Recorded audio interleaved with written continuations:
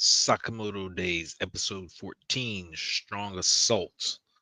What's going to happen to the store and Sakamoto's wife, Aoi, as she faces off against the one and only Minimalist? Let's talk about it.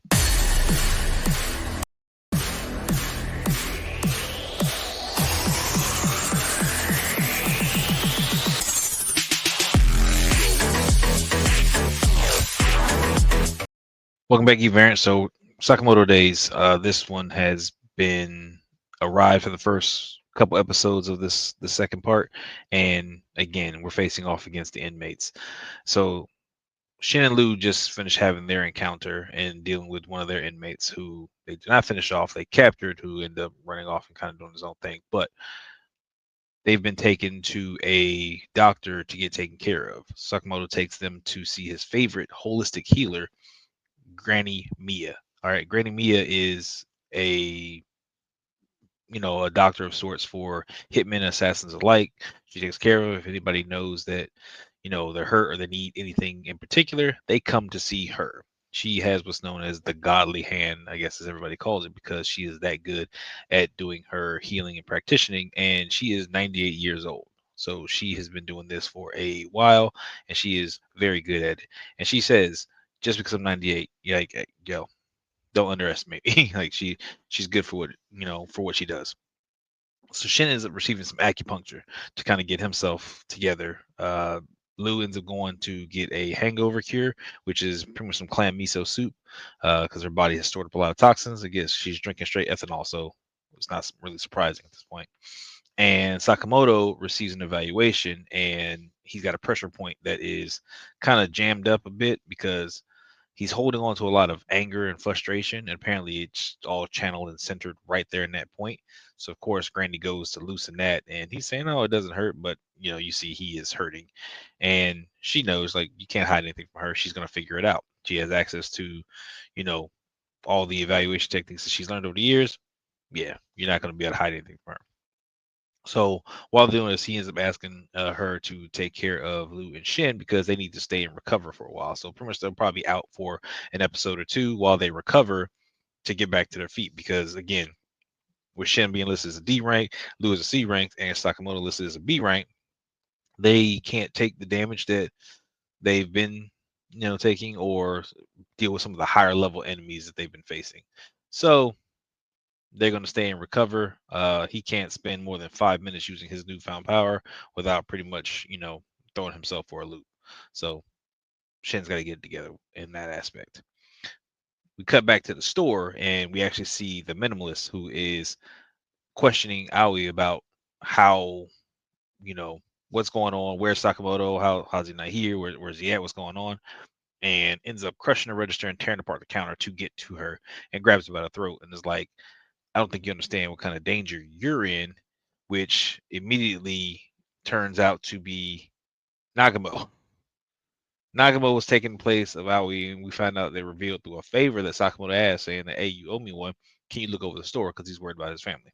So he asked him to look over the store and make sure everything's good. Of course, Nagamo was like, yeah, I'll do it. I owe you a favor. So that I better be getting paid. But um, it's crazy because he's literally Aoi as he grabs the hair and basically puts a knife in the guy's neck and then transforms back and is just like, yeah, it's me. Forgot to switch out my knife from the toy. So, no damage was done, but like I had you, more or less.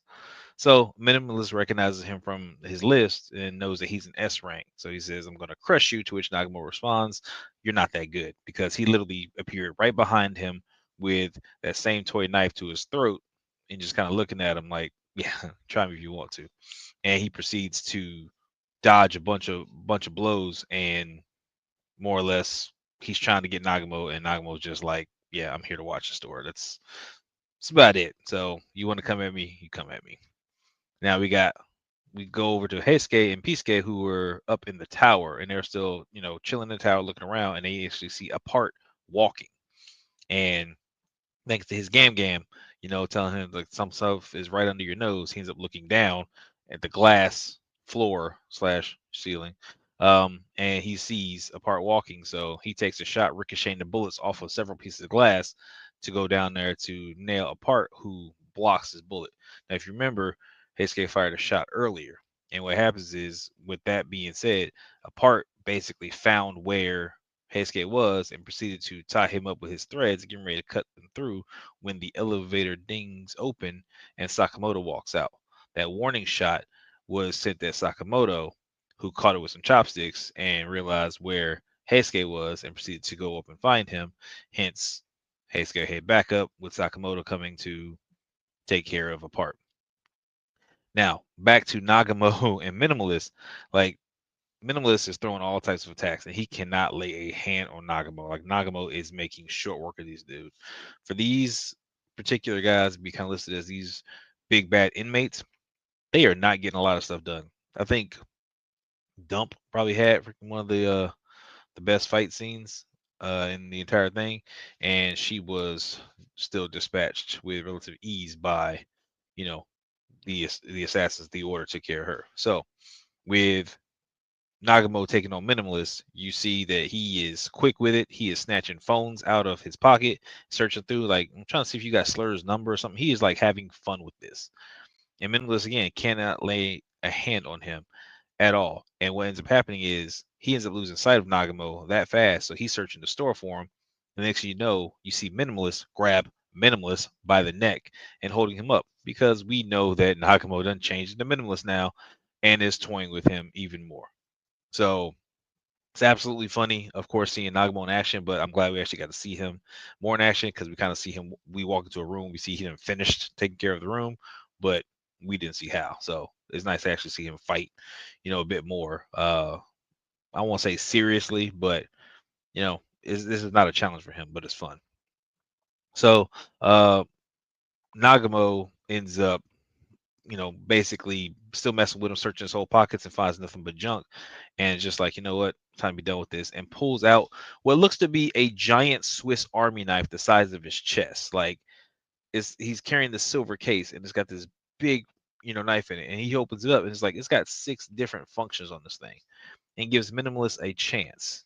He's like, I'll let you choose which one I use. Pick a number 1 through 6. Minimalist doesn't want to choose. He's like, you're toying with me. I ain't got time for this. I'm going to take you out. And quickly, Nagamo waves his hands, pulls out a D6, and then waves him again. D6 is gone. And we see that Minimalist has something in his mouth. And we see him basically open his mouth and end up spitting out. And we see that the D6 is on a 3. And with no hesitation and no effort whatsoever, you see Nagamo jump up and use this giant blade to remove the head of Minimalist and freaking sit back like it's nothing. And he says, like, yeah, you chose a 3. This is what I call my party size can opener. And that's what he proceeded to take his head off with.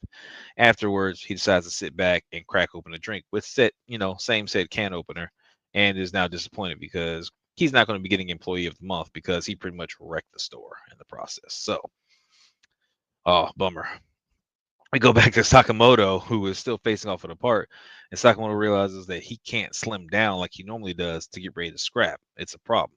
Now we see, if you remember from watching the show, you remember that Granny gave him one final jab to the freaking solar plexus before he left.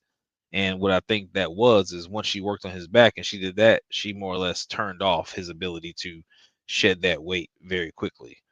Not sure how that works. That's just my assumption. But doing this set him up.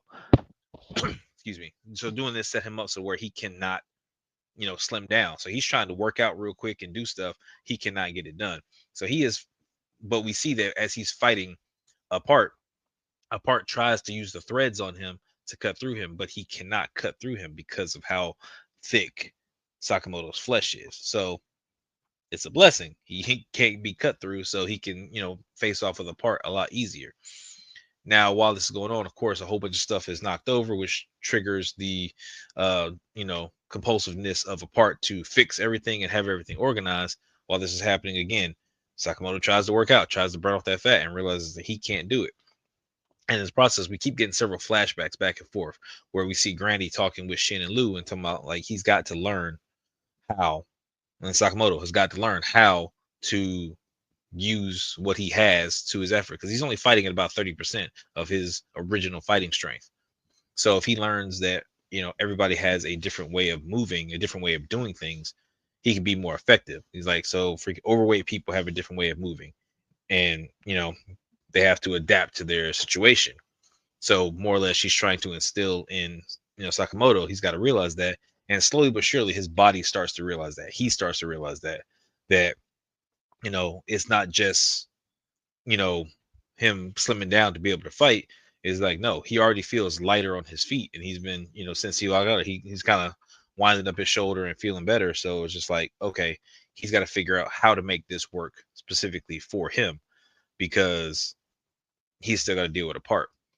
So while he puts it together, he's sitting there trying to search his pockets for a weapon, because he usually keeps like stickers and pencils, whatever, in his pockets. A bunch of crumbs and some trash and stuff all out. He's got nothing. This aggravates a part, because he's like, I can't connect with you. You're sloppy. You're filthy. Whatever. Like, all this stuff bothers him. He likes everything in pristine condition. So, with this being said, he decides he's going to attack some more and try to, take him out, and he cannot get it done. But again, Sakamoto is starting to have that realization about what's going on. And even with broken bones, even if your shoes fall off, whatever the case would be, the strongest will always know how to adapt their movements. And we see that one of Sakamoto's sandals is falling apart, which aggravates a part, because again, it's not in good condition. But with this being said, he's, Sakamoto basically comes to full realization, like, I can do this based off of what I have now. I don't need to be slimmed down, and nails a really good hit on a part, knocking him into the elevator. And then he walks into the elevator with him and proceeds to hit the button to go down. Now, anybody who knows how Sakamoto works is, when he gets into small confined spaces with somebody, he's finna go to work and stuff. So we don't get to see that. I was a little disappointed. I was expecting to see that, but they end up blasting out of the elevator, and they're falling a couple, feet, still fighting. So at that, fall past people riding on the elevator, so they land on some steel beams. And they land on these steel beams. Pretty much Sakamoto grabs a pipe, a part stands up, is like, I think I can connect with you. And they're getting ready to face off, and they're getting ready to like scrap. So this is where the real fight's about to start. Everything else was just a preamble. And we don't know if Heisuke is going to get involved, because he's lost his rifle. His rifle got destroyed by a part when a part noticed where he was, freaking right off rip. So it's pretty much a one-on-one at this point. Heisuke is just observing. Shin and Liu are out, and I don't know if the rest of the order is going to get there, or can, to do anything. But I think Sakamoto can handle it. But Sakamoto doesn't kill, so it's going to be a, fight until a knockout or a quit, and then I'm pretty sure that the order will probably come in and take care of the rest of it. So pretty good episode. I like this. I was wondering what was going to happen with Aoi. I kind of assumed that it was Nagamo, because I don't think she would be put in that type of danger. Sakamoto wouldn't leave her in that type of danger. He would have been close by if nobody else was there. So that makes sense for me. As far as the next episode, again, we should have the face off and the final resolution for a part, and then we should probably have more on what's going to happen with Kishima and Slur, and what's going on with them, and how the order plans to find and contact them, because maybe a part has something that some information that they can use, which he knew where to find reindeer, Kishima. So maybe he'll know how to find Slur, or they can find him and then go find Slur.